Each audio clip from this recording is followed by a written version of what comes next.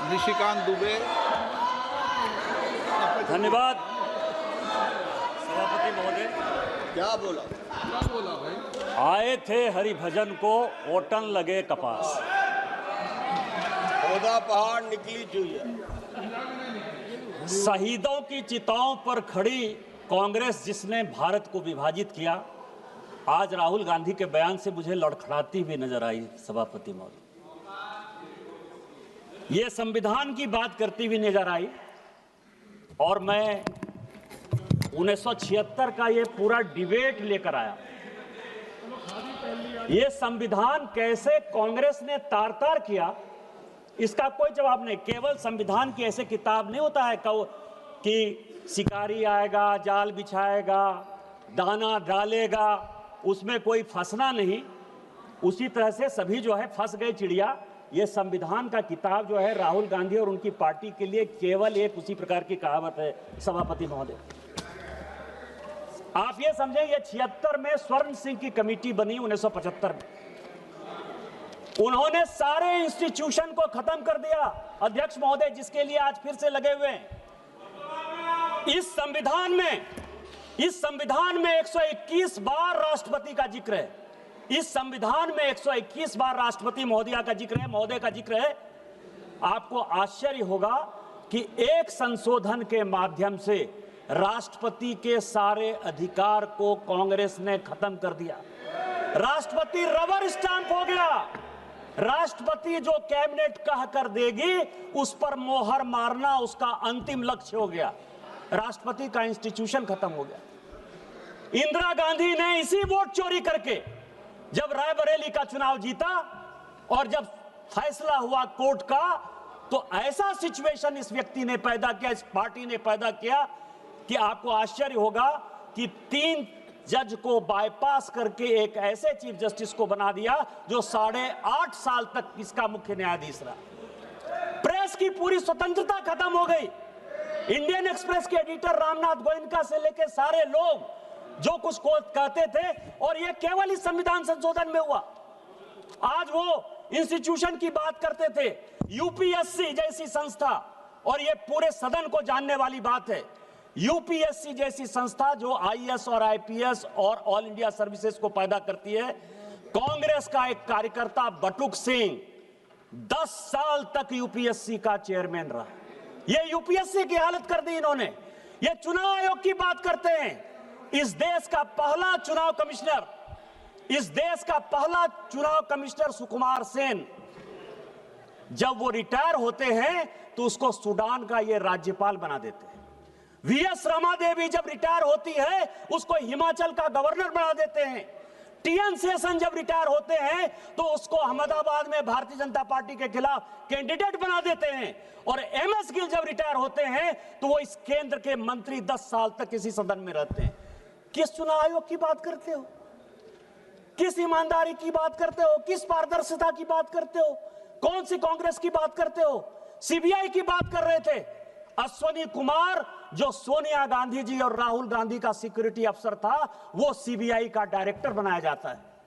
रंजीत सिन्हा जो कांग्रेस के अहमद पटेल के यहां रोज बैठता था और जिसकी डायरी पकड़ाई कि उसने कांग्रेस के कितने नेता कब कहां गए, उसको सीबीआई का डायरेक्टर बना देता। कौन सी बात कर रहे हो यार? सीबीआई का यही हाल, आईबी का यही हाल। एमके नारायण को जो है ढोते रहे, कभी गवर्नर बना दिए, केवल कभी नेशनल सिक्योरिटी एडवाइजर बना दिए। किस तरह की बात करते हो? हाँ, हम आरएसएस के हैं, हम आरएसएस के हैं। मुझे गर्व है कि हम आरएसएस के हैं। और आरएसएस के इसीलिए हैं कि ऋण है शरीरों में, ऋण है शहीदों का, मगर कैसे चुकाएंगे? ऋण है शहीदों का मगर कैसे चुकाएंगे? लहू की जब तक बूंद है तब तक तिरंगा लहराएंगे। यही आरएसएस का मापदंड है और यही हमारा विषय है।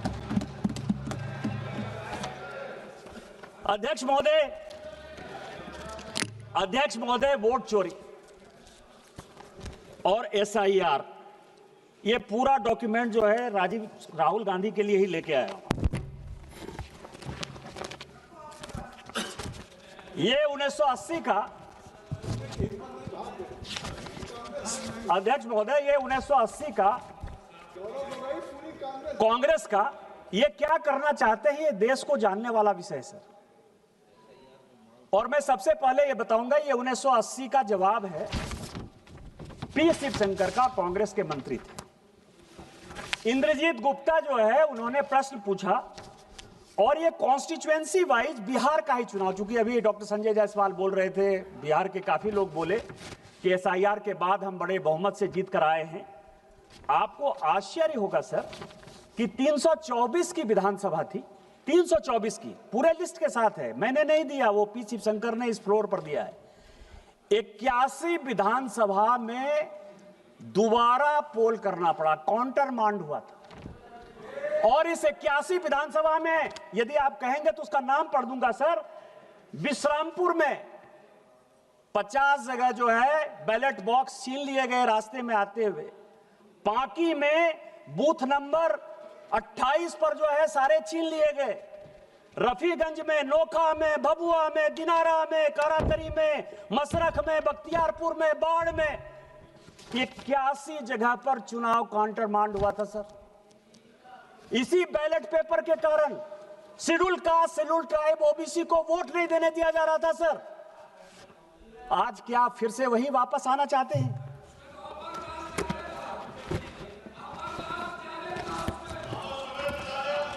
ये मैं आपको सभापति महोदय, ये सभी लोगों ने कांग्रेस से लेकर डीएमके से लेकर टीएमसी तक वाईएसआरसीपी ने जो है ईवीएम की बात की। ये ईवीएम की पूरी हिस्ट्री लेकर आओ सर, पूरी हिस्ट्री है। हिस्ट्री किसने, ये ईवीएम कौन लेकर आया?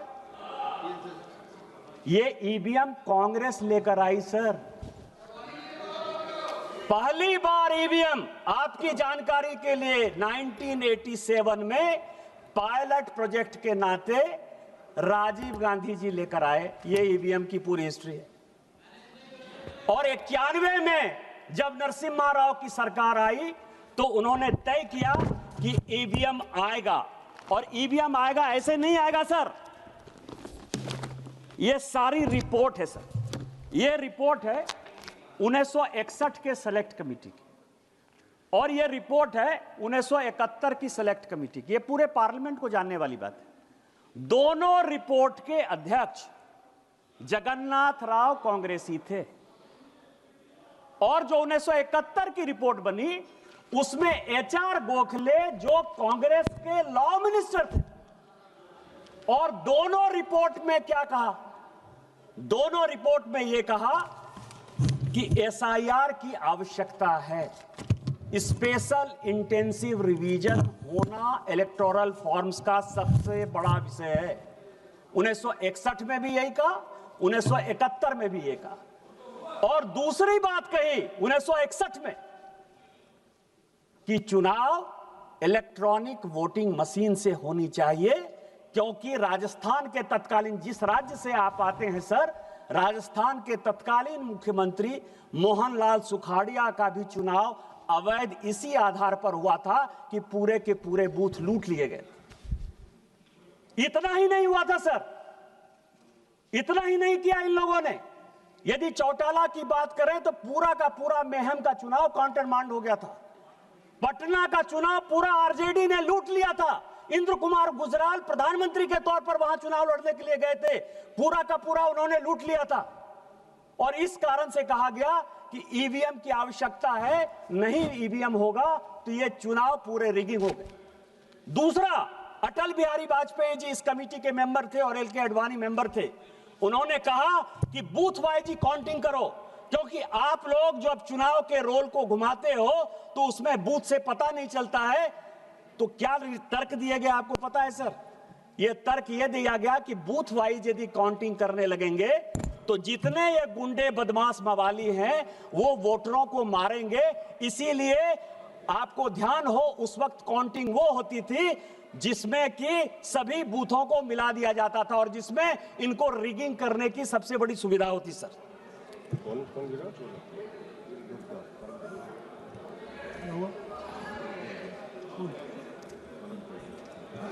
ही रहे हैं, ठीक है ना। पेट बुढ़िया, चलो बोलिए बोलिए। अध्यक्ष महोदय, बड़ा ये लोग, मैं आपको बताऊं कि इतिहास के पन्नों को तोड़ना मरोड़ना यदि कोई सीखे तो उसको कांग्रेस से सीख जरूर लेनी चाहिए सर। चलो बाहर ले लेना, बाहर पैर मुड़ा, कोई दिक्कत। यदि किसी को इतिहास के पन्नों को तोड़ना और मरोड़ना है तो उसको कांग्रेस से सीख लेनी चाहिए। आज कांग्रेस के वक्ता ने बड़ा भाषण देते हुए कहा कि राजीव गांधी जी ने 1988 में इस देश का इलेक्टोरल रिफॉर्म्स का सबसे बड़ा संशोधन किया। और क्या संशोधन किया? 21 साल जो उम्र थी उस उम्र को 18 साल कर दिया। सर, यदि कांग्रेसियों में हिम्मत है तो ये 1972 के ज्वाइंट कमेटी की रिपोर्ट है। 1972 साल के बदले 18 साल होना चाहिए और उसको करने में अटल बिहारी वाजपेयी और लाल कृष्ण आडवाणी का नोट ऑफ डिसेंट, मैं इसको प्लेस कर दूंगा सर। ये हमने किया, आपने 16 साल, चूंकि हमको मौका नहीं मिला शासन में आने का, और 2 साल जो हम मौके में थे 77 से लेकर 80 तक, इतनी लड़ाई हो गई कि हम इंप्लीमेंट नहीं कर पाए। आप उसको 16 साल बाद इंप्लीमेंट कर पाए। आज उसके लिए आप कहते हो कि हमने ले लिया, हमने ले लिया, हमने ले लिया, हमने काम कर लिया। आज एसआईआर की जो बात हो रही है और जो महाराष्ट्र और इसकी बात हो रही, सर आपको मैं बताऊं कि मैं बिहार का और महाराष्ट्र का रिजल्ट लेकर आया हूं सर। एसआईआर कहां हुआ, वोट कहां बढ़े कहां घटे और किस पार्टी को कौन सी सीटें मिली। बिहार का सर कॉन्स्टिट्यूएंसी का नाम है वाल्मीकि नगर, डॉक्टर संजय जायसवाल बैठे हुए हैं, उनके बगल की कॉन्स्टिट्यूएंसी है।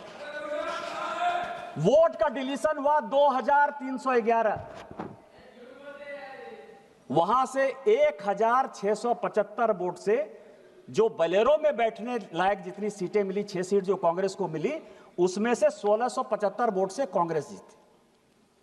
दूसरा सीट है चनपटिया, एसआईआर से डिलीशन हुआ 1033, इंडियन नेशनल कांग्रेस 602 वोट से जीती। तीसरा सीट है ढाका, एसआईआर का डिलीशन हुआ 457, 178 सीट से वोट से आरजेडी जीती। और उसमें 298 लोग ऐसे हैं सभापति महोदय, आपकी अध्यक्ष महोदय, आपकी जानकारी के लिए, जो विदेश में बैठे हुए हैं, दुबई में और कुवैत में, और उन्होंने यहां वोट डाल दिया। चौथी सीट है फारबिसगंज, एसआईआर का डिलीशन हुआ 1400, 221 वोट से कांग्रेस जीती। पांचवी सीट है बलरामपुर, जिसमें 1468 डिलीशन हुआ और हम जीते, एलजेपी रामविलास 389 वोट से। इसके बाद सीट है रामगढ़, 1197 वोट से डिलीशन हुआ, 30 वोट से बहुजन समाज पार्टी जीती। और इसके बाद सीट है जहानाबाद, जहां 1832 वोट एसआईआर से डिलीशन हुआ, 793 वोट से आरजेडी जीती। हम हारने वाले हैं सर, लेकिन हम इस देश के लिए, दलितों के लिए, पिछड़ों के लिए, शेड्यूल कास्ट के लिए, शेड्यूल ट्राइब के लिए हम वोट की राजनीति नहीं करते। हम राजनीति देश की करते हैं कि जो लोग एसआईआर में, मेरे माँ पिताजी का नाम कटा, मेरे माँ पिताजी गांव में नहीं थे, मेरे माँ पिताजी शहर में रहते हैं, मेरे साथ दिल्ली में रहते हैं, उनका नाम कटा। और मुझे खुशी है कि उनका नाम कटा, क्योंकि वो दिल्ली में रहते हैं तो किसी कीमत पर बिहार में वोट देने के अधिकारी नहीं थे। 70 साल का एसआईआर है क्या सर? 70 साल का एक आदमी, तजीमुल, मैं आपको नाम कहता हूं क्योंकि मुझे पार्टी ने प्राणपुर का इंचार्ज बनाया था सर। एक मुझे खबर मिली, मैं उसके घर पर गया, तजीमुल नाम था। 70 साल में वो आदमी आकर कहता है कि मैं वोटर लिस्ट में अपना नाम डालना चाहता हूं। इलेक्शन कमीशन ने पूछा कि 18 साल जब वोटिंग का राइट हो गया तो आप 70 साल तक क्या कर रहे थे? 2020 के वोटर नहीं, 2015 के वोटर नहीं, 2010 के वोटर नहीं, 2005 के वोटर नहीं।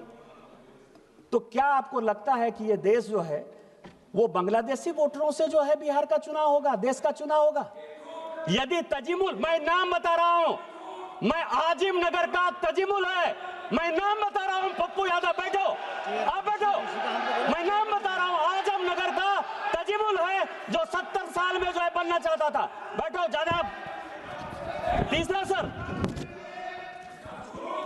महाराष्ट्र की बात है सर। महाराष्ट्र में कलवा एक सीट है सर, वोटर बढ़े 41,000। सुप्रिया सुले जी के पार्टी के जितेंद्र अहवाट जीते 96,000 वोट से। भिवंडी वोट बढ़ा 37,000। 52,000 वोट से रईस कसाम शेख चुनाव जीते सर। खेड अलांदी 23,000 वोट बढ़ा, 51,000 वोट से बाबाजी रामचंद्र काले जीते। मेरे पास पूरी लिस्ट है, मेरे पास 100 जगह की लिस्ट है। यदि कहेंगे तो मैं प्लेस कर दूंगा, से इतना समय में लेना नहीं चाहता, लेकिन मैं ये कह रहा हूं यदि वोट इंक्रीज हुआ तो फायदा महायुति को हुआ।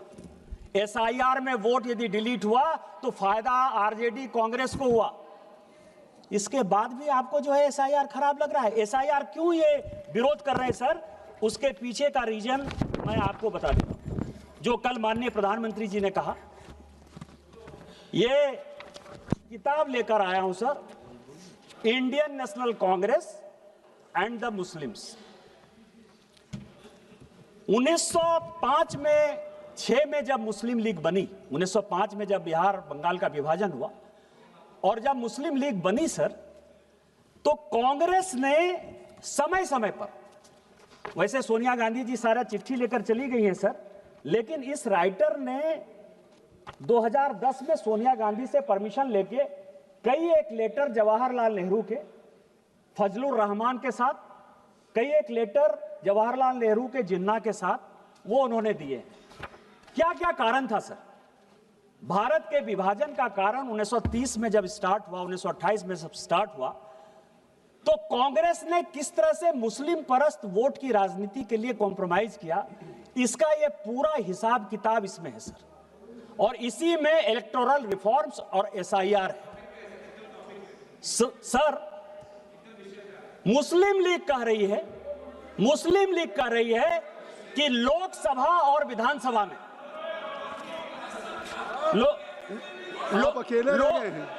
लोकसभा। पप्पू यादव जी आप बैठे बैठे मत बोलिए, जब आपका नंबर आएगा स्पीकर सर कि लोकसभा और विधानसभा की अलग सीट हमको दो, नहीं तो हम जो है भारत का विभाजन कर देंगे। गोलमेज सम्मेलन में फैसला नहीं हुआ, 37 का चुनाव आ गया और 37 के चुनाव में एक दूसरे के साथ कैसे फ्रेंडली फाइट होना है मैं आपको बताऊं।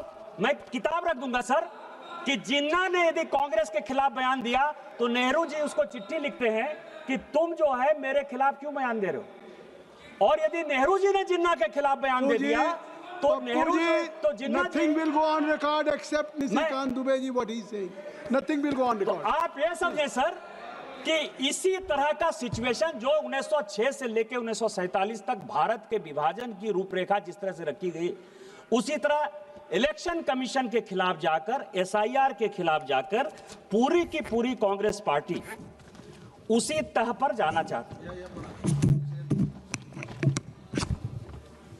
मैं ये है सर, आप एसआईआर के तह तक जाइए। अभी बंगाल का चुनाव हो रहा है सर, और बंगाल के चुनाव में मैं कुछ चीजें जनता के जानकारी के लिए आपके माध्यम से, सदन के माध्यम से डालना चाहता हूं सर कि 2011 में टोटल पॉपुलेशन बंगाल का 9 करोड़ 13 लाख पॉपुलेशन की वोटर टोटल पॉपुलेशन, और उसमें 6 करोड़ 44 लाख हिंदू हैं और लगभग 3 करोड़ मुस्लिम हैं और लगभग 6.5 लाख क्रिश्चियन। अब आप समझें कि कुछ ऐसे जिले हैं सर, वो जिले हैं दार्जिलिंग, बांकुड़ा, पुरुलिया, दिनाजपुर, मालदा, मुर्शिदाबाद, बीरभूम, जिन लोगों ने 24 परगना जिनकी आबादी 1951 से मैं तुलना करना चाहता हूं सर, और आज जो है 2011, क्योंकि अभी अंतिम जनगणना यही हुई है, और यह सबको जानने की आवश्यकता है। इसीलिए जानने की आवश्यकता है SIR की क्यों आवश्यकता है कि मैं जिस संथाल परगना से हूं सर, मैं जिस संथाल परगना से MP हूं, 1951 में हम सभी schedule caste, schedule tribe, OBC सब की बात करते हैं। हम ऐसे दुर्भाग्यपूर्ण राज्य से आते हैं, झारखंड से, जहां की पूरे देश भर में डिलिमिटेशन हो गया। हमारे यहां झारखंड में आज भी डिलिमिटेशन नहीं हुआ, और अभी जो 2026-27 में डिलिमिटेशन होगा, मैं सोचता हूं कि शायद वहां भी डिलिमिटेशन नहीं होगा। उसका कारण यह है सर कि 1951 में हमारे यहां आदिवासियों का पॉपुलेशन 45% था। आज जब 2011 की जनगणना हुई तो आदिवासियों का पॉपुलेशन केवल और केवल 27-28% है, केवल 27-28%। और इसीलिए जब 2008 में डिलिमिटेशन होने लगा तो लोकसभा की 1 सीट और विधानसभा की 3 आदिवासी की सीट खत्म होने लगी। सभी पॉलिटिकल पार्टी ने यह फैसला किया कि आदिवासियों का सीट कम नहीं होना चाहिए, और इस कारण से हमारे यहां डिलिमिटेशन नहीं हुआ। आज जब जनगणना होगी सर, तो हमारे यहां मुश्किल से 20 से 22% आदिवासी होंगे।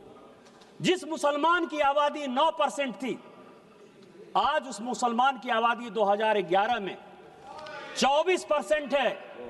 पूरे देश भर में मुसलमान 4% बढ़े हैं, पूरे देश भर में मुसलमान 4% बढ़े हैं। हमारे यहां रोजगार का एक साधन नहीं है, लोग विस्थापन और पलायन के शिकार हैं। इसके बावजूद भी 15% मुसलमान कौन हैं? वो सभी बांग्लादेशी घुसपैठिए हैं, जिसके आधार पर कांग्रेस, JMM, TMC चुनाव जीतती है, और इसी कारण से वो SIR का विरोध करती है। आप इसको देखिए सर, चुनाव का मैं आपको बताऊं, 24 परगना में 1941 में मुस्लिम वोट जो है वो 32% था।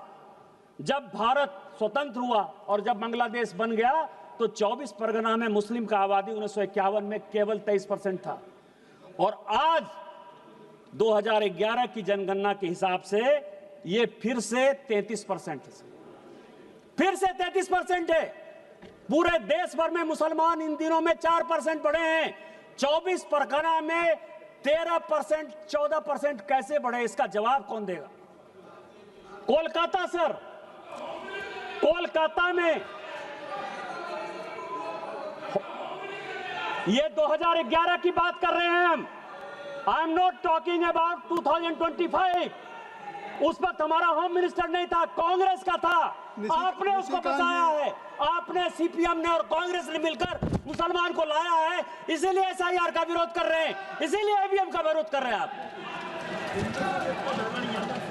कोलकाता 1941 में 24% था, जब भारत स्वतंत्र हुआ तो 12% रह गए सर, केवल 12%।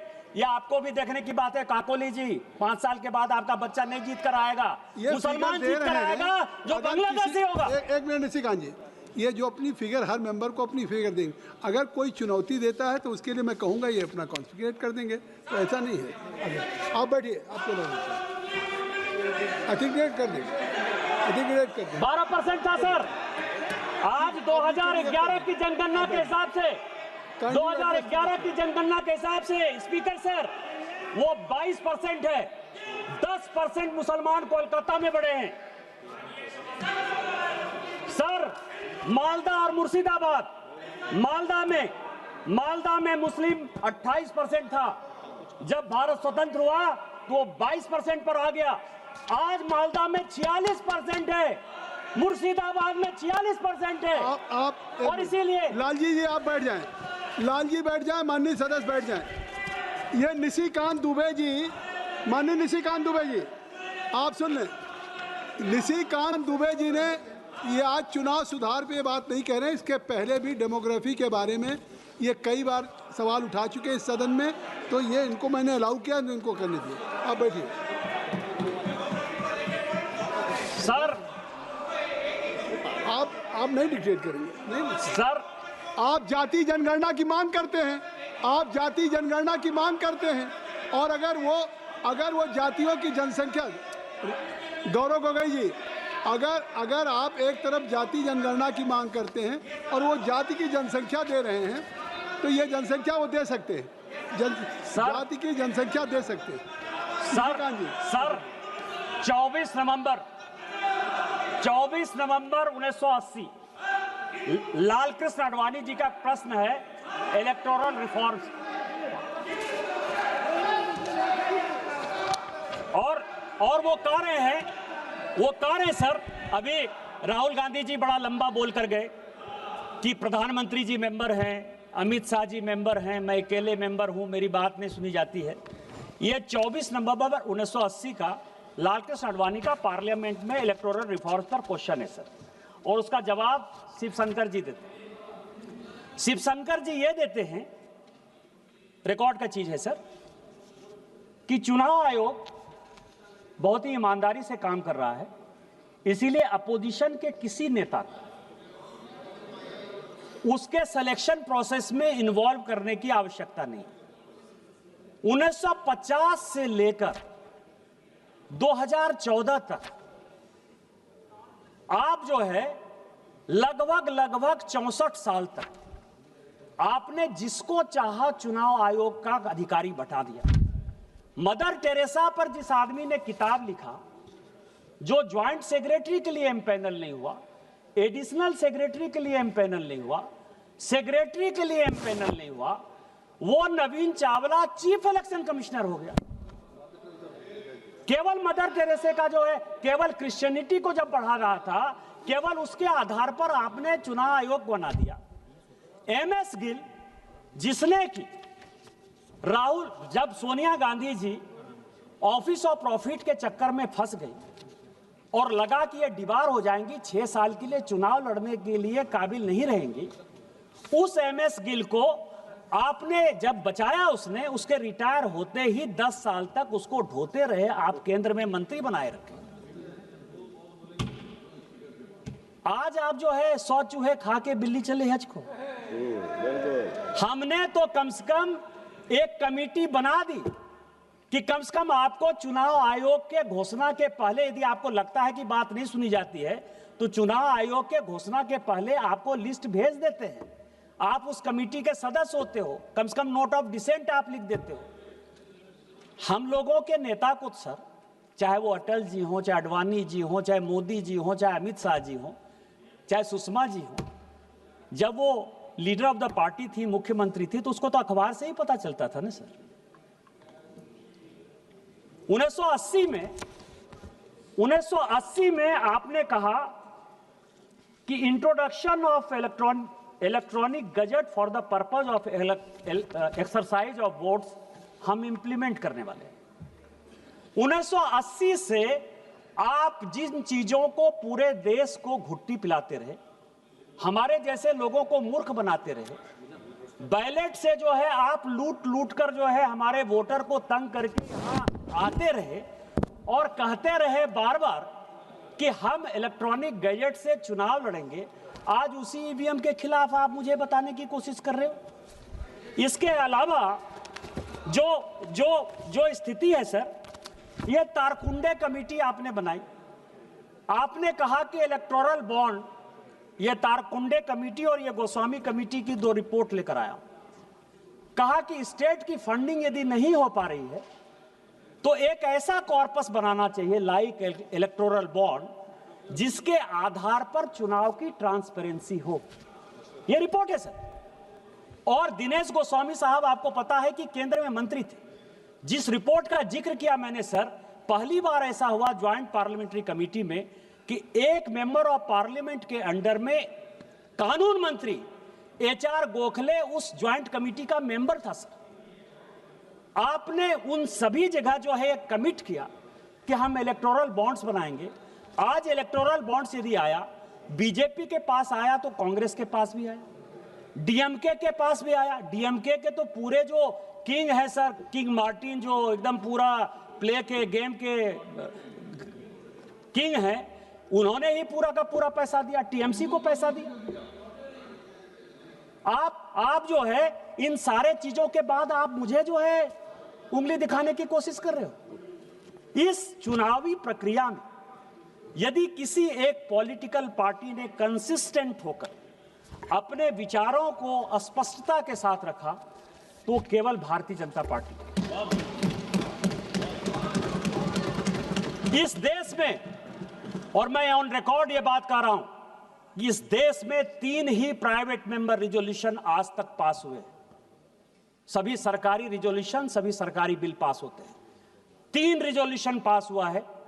एक रिजोल्यूशन पास हुआ है लाल कृष्ण आडवाणी का, जिन्होंने कि इलेक्टोरल रिफॉर्म्स पे रिजोल्यूशन पास किया। और आज जो कुछ भी आपको दिखाई दे रहा है, वीवीपैट दिखाई दे रहा है, ट्रांसपेरेंसी दिखाई दे रहा है, सीसीटीवी की बात कर रहे हो, चाहे वो चुनाव में कोई आदमी यदि गड़बड़ी करेगा तो जेल जाने की बात करते हो, 171 को मजबूत करने की बात करते हो, वो सारे के सारे लाल कृष्ण आडवाणी के पास किए हुए कानून हैं इस पार्लियामेंट से।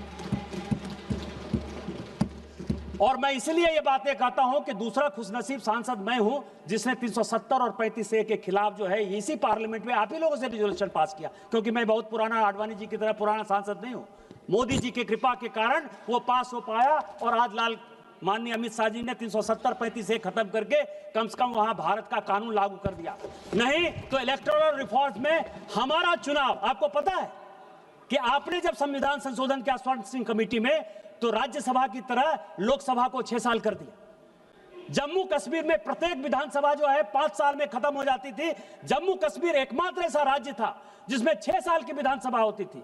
370 और 35A खत्म करके हमने शेड्यूल कास्ट को भी सीट आरक्षित किया, शेड्यूल ट्राइब को सीट आरक्षित किया और 5 साल की विधानसभा की हमने इंटीग्रेट किया, हमने इलेक्टोरल रिफॉर्म्स किया, आपने नहीं किया। उसी तरह से आज सुप्रीम कोर्ट का जो भी जजमेंट आ रहा हो, लेकिन क्या आपको लगता है कि चुनाव में जिस तरह से पैसे की बाढ़ आ रही, क्या आज सारे पॉलिटिकल पार्टी को सोचने की आवश्यकता नहीं थी? खोदा पहाड़ निकली चूहिया वाली हालत हो गई। मैं तो राहुल गांधी जी से बहुत कुछ सुनना चाहता था, समझना चाहता था, जानना चाहता था। आज मैं कसम खा के आया था कि आज मैं केवल नेहरू जी की बड़ाई करूंगा, राजीव गांधी जी की बड़ाई करूंगा, इंदिरा जी की बड़ाई करूंगा, क्योंकि ये सारे कमेटी नेहरू जी ने बनाए थे, इंदिरा जी ने बनाई थी या राजीव गांधी जी ने बनाया था। लेकिन मुझे लगा आप परिवारवाद के बहुत खिलाफ। इलेक्टोरल रिफॉर्म्स में आप ही ने पास किया 1972 का। आपको पता है क्या पास किया? कि राष्ट्रीय अध्यक्ष का चुनाव, प्रदेश अध्यक्ष का चुनाव पूरे ट्रांसपेरेंट तरीके से होगा। आप ही ने, आपने कहा है, हमारे यहां 6 साल का, आप तो उस पार्टी में 20 साल रहे हो कीर्ति आजाद साहब, हमारे यहां अध्यक्ष को 2 टर्म मिलता है और 1 टर्म अध्यक्ष का 3 साल के लिए होता है। इसीलिए नड्डा जी 2020 में बने हैं, उनका टर्म 2026 तक है। आप अपने यहां देखिए कि ममता बनर्जी जी जब से अध्यक्ष बनी है, कोई दूसरा अध्यक्ष नहीं बना है। आप डीएमके में देखिए कि करुणानिधि जी के परिवार के बाद कोई अध्यक्ष नहीं बना है। उसके लिए शरद पवार एक्सेप्शन हो सकते हैं कि उनके पार्टी में अध्यक्ष जो है उनके परिवार के लोग नहीं है, मैं उनको मान सकता हूं। लेकिन आप ये देख लीजिए, आप कांग्रेस का देख लीजिए, गांधी परिवार को छोड़कर कोई दूसरा बनता नहीं, और जो बनता है उसकी स्थिति सीताराम केसरी टाइप हो जाती है, उसके धोती खोल लिए जाते हैं। किस ओबीसी की बात करते हो? किस रिफॉर्म्स की बात करते हो? किस कमेटी की बात करते हो? आपकी जो कमेटी है उसी कमेटी के ये हालात हैं, उसी कमेटी के। मैंने क्या कर दिया? ममता बनर्जी जी यदि अध्यक्ष से नहीं हट रही हैं तो आप लोगों का कीर्ति आजाद को अध्यक्ष बन जाना चाहिए। आप पे कोई आरोप नहीं लगाया है, एक मिनट, आप पे कोई आरोप नहीं लगाया, केवल रेफरेंस दिया है। आपको अवसर तब मैं देता जब आप पे कोई आरोप लगता, तो आपको अवसर लेने का अधिकार है। सभापति महोदय, केवल रेफरेंस दिया। सभापति महोदय, ये जो कांग्रेस है, ये कांग्रेस जिन्ना से लेकर सलमान रश्दी तक, जिन्ना से लेकर सलमान रश्दी तक वोट बैंक के अपीजमेंट में फंसी हुई है। ये फजलुल हक से लेकर साहबानों तक और राजा महमूदाबाद से लेकर बाबरी मस्जिद तक केवल मुस्लिम परस्त राजनीति बनाई हुई है। राजा महमूदाबाद जो कि मुस्लिम लीग के अध्यक्ष हुए, जिन्होंने भारत का विभाजन किया, उनकी पूरी संपत्ति आपको ध्यान हो, जिसको कि नरेंद्र मोदी जी को कानून बनाना पड़ा, जो पाकिस्तान में बैठा है, उसकी पूरी संपत्ति को कांग्रेस ने दे दिया। सर यही कांग्रेस का इतिहास है, बहुत पुरानी बात नहीं है, 2012 की बात है, 2012 की बात है सर। जिस कांग्रेस ने सोमनाथ का विरोध किया, उसी कांग्रेस ने अयोध्या का विरोध किया। आज तक सोनिया गांधी, राहुल गांधी, प्रियंका गांधी कोई अयोध्या का मंदिर दर्शन करने तक नहीं गए सर। सोमनाथ भी कभी नेहरू जी नहीं गए थे, आज नहीं गए। मैं केवल इतना ही अंत में कहूंगा सर कि हम भारतवर्ष का हृदय से अमिट सम्मान करते हैं, यहां के चांदनी मिट्टी का गुणगान करते हैं। मुझे चिंता नहीं है स्वर्ग जाने की, मुझे चिंता नहीं है स्वर्ग जाने की या मोक्ष पाने की, तिरंगा के कफन में मेरा बस चले, यही आह्वान करते हैं। हमारा शरीर तिरंगा के कफन में जाए और इस देश को आगे बढ़े, विकसित भारत 2047 बनाए और सोरोस फाउंडेशन के आदमी जो देश को टुकड़ा करना चाहते हैं, जो इंस्टीट्यूशन को खत्म करना चाहते हैं, राहुल गांधी की राजनीति को परास्त करें। इन्हीं शब्दों के साथ वंदे मातरम। जय हिंद, जय भारत।